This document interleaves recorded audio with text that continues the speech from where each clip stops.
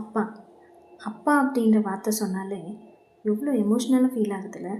அதே அளவுக்கு ரொம்ப தைரியமாகவும் இருக்குல்ல. ஆமாங்க, அப்பா அப்படின்ற வார்த்தை வெறும் வார்த்தை மட்டும் கிடையாது.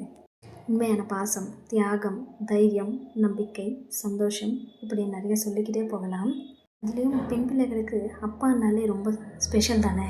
எனக்கு யார் பிடிக்கும் அப்படின்னு கேட்டாங்கன்னா டக்குன்னு யோசிக்காமல் பதில் சொல்லுவேன், எனக்கு எங்கள் அப்பா தான் பிடிக்கும் அப்படின்னு. நம்மளுக்கு ஒரு ப்ராப்ளம்னு அப்பா கிட்ட போய் நம்ம ஷேர் பண்ணுவோம். நான் இருக்கேன், நீ தைரியமாக இரு அப்படின்னு சொல்கிறதுக்கு அப்பா ஒருத்தரால் மட்டும்தான் முடியும். அப்படி சொல்லும்போதே நம்மளுக்கு பாதி கஷ்டம் காணாமல் போய்ட்டோம்ல. நான் இருக்கேன், நீ தைரியமாக இரு அப்படின்னு சொல்கிறதுக்கு அப்பாவால் மட்டும்தாங்க முடியும். நிறைய வீடியோஸில் பார்த்துருக்கேன், என்னோடய ஹஸ்பண்ட் வந்து என்னோடய அப்பா மாதிரி பார்த்துக்குறாங்க அப்படின்னு சொல்லியிருக்காங்க. அப்பா மாதிரி அப்படின்னு சொல்லலாம், ஆனால் என்னோடய அப்பா அப்படின்னு யாராலையுமே சொல்லவே முடியாது. அப்பாவோட பிளேஸ் வந்து யாராலையுமே நிரப்பவே முடியாது. அப்பான்னா அது அப்பா மட்டும்தான், ஹஸ்பண்ட்னா அந்த ஹஸ்பண்ட் மட்டும்தான். ஹாப்பி ஃபாதர்ஸ் டே நானா. Love you so much. Thank you so much நானா. உங்களில் எத்தனை பேருக்கு அப்பா பிடிக்குன்றதை கமெண்ட்ஸில் சொல்லுங்கள். எனக்கு எங்கள் அப்பான்னா ரொம்ப பிடிக்கும்.